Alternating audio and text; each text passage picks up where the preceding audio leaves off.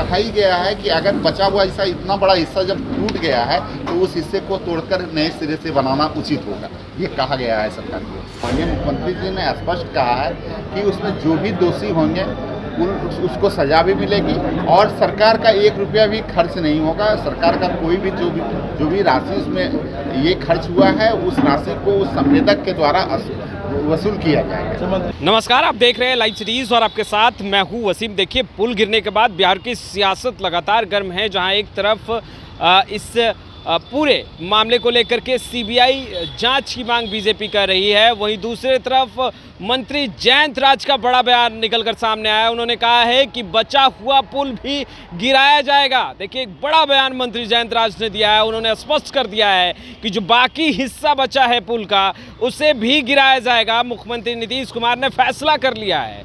सबसे पहले आप मंत्री जयंत राज को सुनिए। वो तो कहा ही गया है कि अगर बचा हुआ हिस्सा, इतना बड़ा हिस्सा जब टूट गया है तो उस हिस्से को तोड़कर नए सिरे से बनाना उचित होगा, ये कहा गया है सरकार की। पुल गिरने के बाद बीजेपी सवाल उठा रही है और ये कह रही है कि मुख्यमंत्री नीतीश कुमार खुद इंजीनियर है, उसके बावजूद बिहार में इस तरह की घटना हो रही है।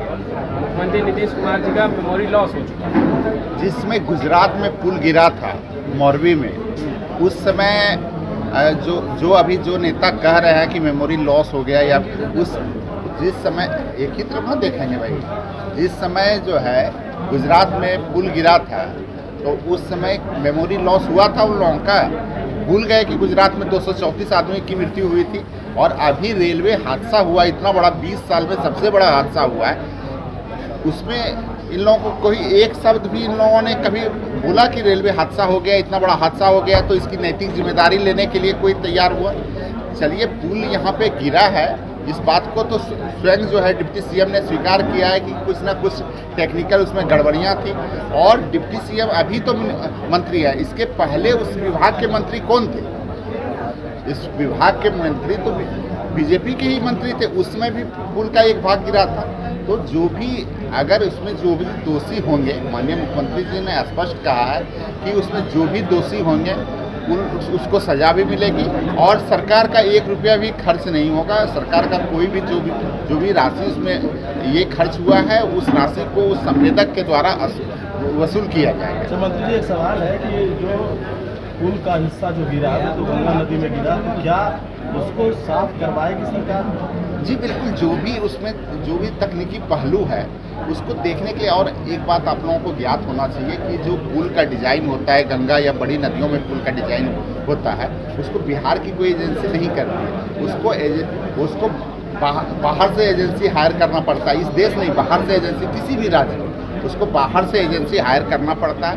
और कहीं ना कहीं भौगोलिक रूप से या किसी और रूप से कहीं ना कहीं उसका जो डिज़ाइन वहाँ पे बना है, हम लोगों को लगता है कि वो डिज़ाइन वहाँ के लिए सक्सेस नहीं है, उस नदी के लिए या उस जगह के लिए। तो कहीं ना कहीं कुछ ना कुछ तो ऐसा ज़रूर दिक्कत हुआ है जिसके कारण 2 बार इस तरह का हादसा है। काफ़ी दुखद हादसा है। इतना बड़ा पुल बना, वहाँ की जनता का आकांक्षा था कि जो है ये पुल बन जाता तो भागलपुर और उसके बीच में, खगड़िया के बीच में जो पुल ये बन जाता तो बड़ा आसान होता। हम ही लोगों के इलाके का वो पुल था, तो वहाँ के लोगों को काफ़ी, मतलब ये पुल जो अभी टूट गया, इससे काफ़ी लोगों को लगा है कि पुल टूटने से बड़ा नुकसान हम लोगों को हुआ, राज्य को बहुत बड़ा नुकसान हुआ है। लेकिन हम लोग, पूरी नीतीश कुमार जी की सरकार लगी हुई है कि इसको पुनः जो है अच्छे तरीके से कैसे बनाया जाए, इसके लिए। और एक बात आप लोग जान लीजिए कि जो देश की सबसे बड़ा कॉलेज है IIT रुड़की जो है, वही उसका तकनीकी जांच करता है। अगर कोई छोटा पुल रहता तो हम लोग NIT पटना से करवा लेते हैं, लेकिन इसके लिए देश का जो सबसे बड़ा कॉलेज है IIT रुड़की, वही इस तरह का पुल को देखता है कि क्या कोई गड़बड़ी हो, और डिज़ाइन से पहले भी वो लोग देखते हैं। तो कहीं ना कहीं कोई गड़बड़ी है, वो जांच कर रहा है। उस पर भारत के लोगों को ही नहीं, बिहार के लोगों को और आप लोगों को भी भरोसा करना चाहिए। IIT रुड़की साधारण संस्थान नहीं है, उस पर सब लोगों को भरोसा करना चाहिए। उनका जांच रिपोर्ट आ जाने के बाद ही आगे की बात की जा सकती है। तो आपने सुना, बिहार सरकार में मंत्री हैं जयंत राज। उन्होंने स्पष्ट किया है कि बचा हुआ जो पुल का हिस्सा है उसे भी ध्वस्त किया जाएगा, गिराया जाएगा, क्योंकि यह डिज़ाइन बिल्कुल भी उचित नहीं लग रहा है और यह दूसरी बार है जब पुल गिरा है। ऐसे में जो बचा हुआ हिस्सा है उसे भी ध्वस्त करके उसे गिरा दिया जाएगा। और मुख्यमंत्री नीतीश कुमार ने तमाम अधिकारियों से बातचीत भी की है, संबंधित विभाग के अधिकारियों से बातचीत की है और यह फैसला लिया है कि बचा हुआ हिस्सा को ध्वस्त किया जाए, गिराया जाए और एक नए डिज़ाइन के साथ पुल का निर्माण किया जाए।